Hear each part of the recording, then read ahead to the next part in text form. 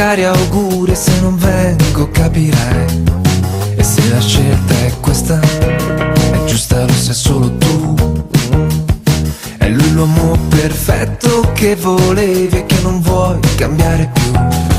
Ti senti pronta a cambiare vita, a cambiare casa, a fare la spesa e fare i conti a fine mese, a la casa al mare, ad avere un figlio e un cane, ed affrontare suocera, cognato, nipoti, parenti, tombole a Natale, mal di testa ricorrenti, e tutto questo per amore.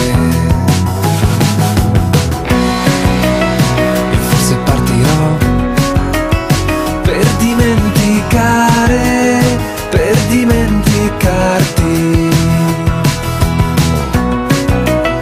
E forse partirò per dimenticare, per dimenticarmi di te,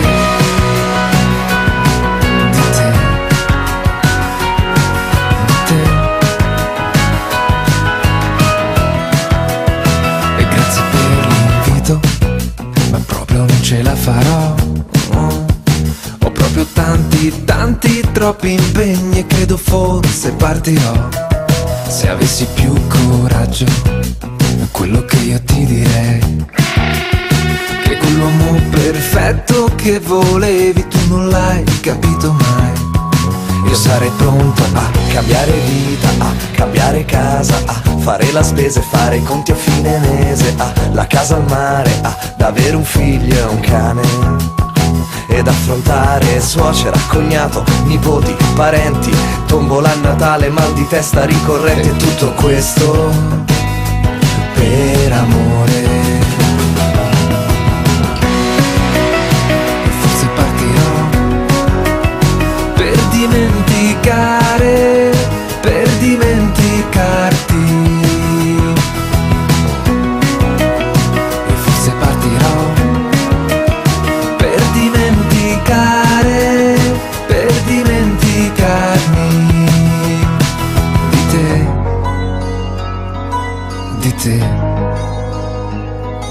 di te.